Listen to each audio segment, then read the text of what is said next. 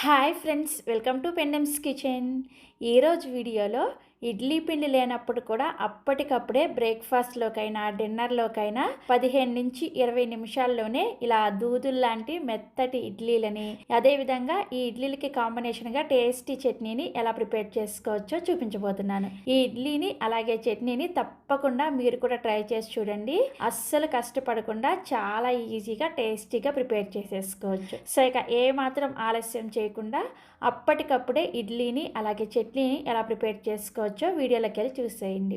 First మనం ఇడ్లీ పిండిని prepare చేసుకోవడం కోసం నేను ఇక్కడ రైస్ కుక్కర్ కప్పుతో అరకప్పు కొంచెం లావుగా ఉండే అటుకులను తీసుకున్నాను. మీరు కావాలంటే పల్చగా ఉండే అటుకులైనా సరే తీసుకోవచ్చు. వీటిని మిక్సీ జార్లోకి వేసుకొని కొంచెం బరకగా గ్రైండ్ చేసుకోండి. మరీ మెత్తటి పౌడర్ లాగా కాకుండా చూసారా, ఇలా కొంచెం బరకగా గ్రైండ్ చేసుకొని ఈ అటుకుల పౌడర్ని ఒక గిన్నెలోకి వేసుకోండి. నెక్స్ట్ ఇప్పుడు మీరు ఏ కప్పుతో అయితే అటుకుల్ని తీసుకున్నారో అదే కప్పుతోటి 1 కప్పు బొంబాయి రవ్వని తీసుకోండి. దీన్నే ఉప్మా రవ్వ, సూజీ అని కూడా అంటారు.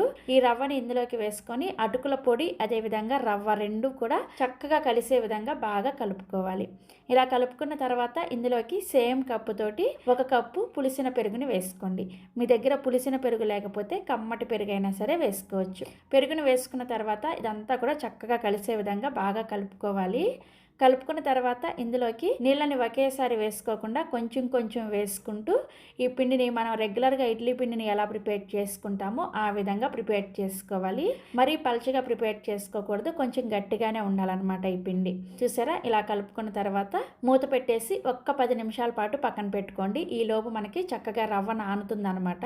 రవ్వ నానేలోపు చట్నీని ప్రిపేర్ చేసేసుకోవచ్చు. చట్నీని ప్రిపేర్ చేసుకోవడం కోసం ప్యాన్లోకి 1/2 కప్పు పల్లీలను వేసుకోండి. ఈ పల్లీలను లో టు మీడియం ఫ్లేమ్లోనే కలుపుకుంటూ చక్కగా పల్లీల పైన పొట్టు లైట్గా రంగు మారేంత వరకు వేయించుకోవాలి. చూసారా, పల్లీలు ఇలా చక్కగా వేగిన తర్వాత ఒక గిన్నెలోకి తీసుకొని వీటిని పూర్తిగా చల్లారనివ్వండి. పల్లీలు చల్లారేలోపు సేమ్ ప్యాన్లోకి 2 టీ స్పూన్ల దాకా నూనె వేసుకొని వేడి చేసుకోండి. నూనె వేడైన తర్వాత ఒక మీడియం సైజులో ఉండే ఉల్లిపాయని ఇలా కొంచెం పొడవుగా ముక్కలుగా కట్ చేసుకొని వేసుకోండి. అలాగే ఒక వెల్లుల్లి రెబ్బని పైన తొక్క తీసుకొని వేసుకోవాలి. 3 లేదా 4 పచ్చిమిర్చిని మీ కారానికి తగ్గట్టుగా వేసుకోండి. ఇవన్నీ వేసుకొని ఉల్లిపాయలు మనకి జస్ట్ కొంచెం మెత్తబడేంత వరకు లో టు మీడియం ఫ్లేమ్లోనే కలుపుకుంటూ వేయించుకోవాలి. ఈ చట్నీ కోసం ఉల్లిపాయలు రంగు మారాల్సిన అవసరం లేదు, జస్ట్ కొంచెం మెత్తబడితే సరిపోతుంది. చూసారా, ఉల్లిపాయలు ఇలా చక్కగా వేగిన తర్వాత ఇందులోకి 1/2 కప్పు పుట్నాల పప్పును వేసుకోండి. వీటినే వేయించిన శనగపప్పు అదేవిధంగా చట్నీ పప్పు అని కూడా అంటారు. నెక్స్ట్ ఇందులోనే కొంచెం చింతపండును వేసుకోండి. చింతపండుని మరీ ఎక్కువగా వేసుకోకూడదు, జస్ట్ కొంచెం వేసుకుంటే సరిపోతుంది. పుట్నాల పప్పు వేసుకున్న తర్వాత జస్ట్ ఒక 30 సెకండ్ల పాటు మాత్రమే వేయించుకోవాలి, ఎక్కువసేపు వేయించకూడదు. వేయించిన తర్వాత స్టవ్ ఆఫ్ చేసేసి ఈ మిశ్రమం మొత్తాన్ని కూడా పూర్తిగా చల్లారనివ్వండి. సో మనం వేయించుకున్న ఈ ఉల్లిపాయ మిశ్రమం పూర్తిగా చల్లారిన తర్వాత మిక్సీ జార్లోకి వేసుకొని ఇందులోకి మనం ముందుగా వేయించుకున్న పల్లీలకి, నేను ఇక్కడ సగం పల్లీలకి పొట్టు తీసుకున్నాను, మీరు కావాలంటే పొట్టుతో సహా కూడా వేసుకోవచ్చు. తర్వాత ఇందులోకి రుచికి సరిపడా ఉప్పుని అలాగే చట్నీని గ్రైండ్ చేసుకోవడం కోసం అవసరమైన నీళ్ళని ఒకేసారి కాకుండా కొంచెం కొంచెం వేసుకుంటూ చట్నీని బాగా మెత్తగా గ్రైండ్ చేసుకోవాలి. చూసారా, ఇలా బాగా మెత్తగా గ్రైండ్ చేసేసుకొని ఒక గిన్నెలోకి తీసుకోండి. ఇదే మిక్సీ జార్లోకి కొద్దిగా నీళ్ళని వేసుకొని చట్నీని కొంచెం పల్చగా ప్రిపేర్ చేసుకోండి. ఇడ్లీలోకి చట్నీ కొంచెం పల్చగా ఉంటేనే టేస్టీగా ఉంటుంది. ఇప్పుడు ఈ చట్నీకి తాలింపు పెట్టుకోవడం కోసం తాలింపు గిన్నెలోకి 1 టీ స్పూన్ దాకా నూనెని వేసుకొని వేడి చేసుకోండి. నూనె వేడైన తర్వాత పోపు దినుసులను వేసుకోండి. ఆవాలు, మినపగుళ్ళు, పచ్చిశనగపప్పు అలాగే జీలకర్ర. ఈ పోపు దినుసులను వేసుకున్న తర్వాత ఒక ఎండుమిర్చిని అదేవిధంగా కొద్దిగా కరివేపాకును కూడా వేసేసుకొని తాలింపును చక్కగా లో ఫ్లేమ్లోనే వేయించుకోండి.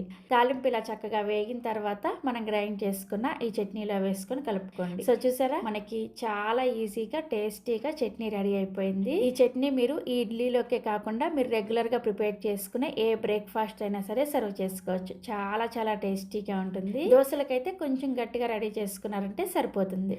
సో 10 నిమిషాల తర్వాత మనం ముందుగా ప్రిపేర్ చేసుకున్న ఈ రవ్వను చూపిస్తున్నాను చూసారా, నీళ్ళన్నీ కూడా పీల్ చేసుకొని ఇలా కొంచెం కొంచెం గట్టి పడుతుంది. ఇప్పుడు ఇందులోకి మళ్ళీ కొంచెం కొంచెం నీళ్ళని వేసుకుంటూ పిండిని కలుపుకుంటూ మనం రెగ్యులర్గా ఇడ్లీ పిండిని ఎలా అయితే రెడీ చేసుకుంటామో ఆ విధంగా రెడీ చేసుకోవాలి. ఈ రవ్వని కలుపుకునేటప్పుడే ఇందులోకి రుచికి సరిపడా ఉప్పును కూడా వేసేసుకొని కలుపుకోండి. సో ఇలా కలుపుకున్న తర్వాత ఇప్పుడు ఇందులోకి ఒక 1/2 టీ స్పూన్ దాకా ఈనోని, ఎలాంటి ఫ్లేవర్ లేని బ్లూ కలర్ ఈనో ఉంటుంది కదా, ఆ ఈనోని ఒక 1/2 టీ స్పూన్ దాకా వేసుకోండి.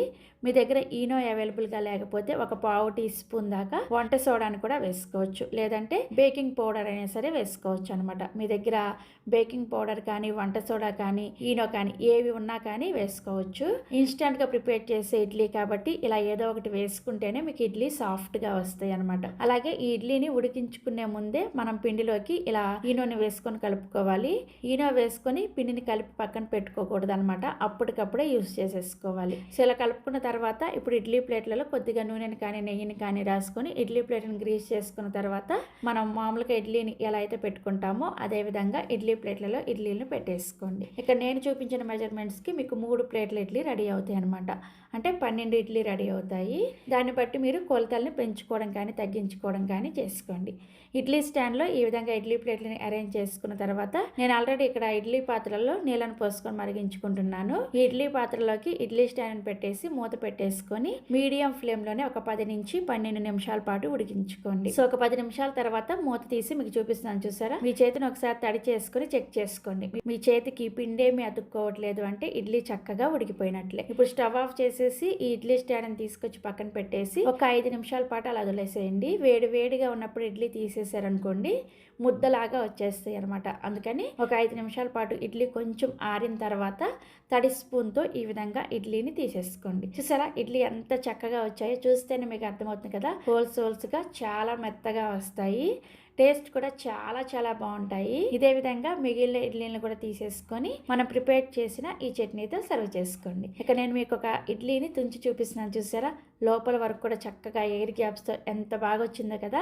అప్పటికప్పుడు అస్సలు కష్టపడకుండా చాలా ఈజీగా ఈ ఇడ్లీని అలాగే చట్నీని ప్రిపేర్ చేసేసుకోవచ్చు. టేస్ట్ కూడా చాలా బాగుంటాయి. తప్పకుండా మీరు కూడా ఈ బ్రేక్ఫాస్ట్ రెసిపీని ట్రై చేసి చూడండి. ట్రై చేసి టేస్ట్ చేసిన తర్వాత మీ ఫీడ్బ్యాక్ ని నాతో షేర్ చేసుకోవడం అస్సలు మర్చిపోవద్దు. అలాగే ఈ వీడియోని మీ ఫ్రెండ్స్కి రిలేటివ్స్ కూడా షేర్ చేయండి. Thank you.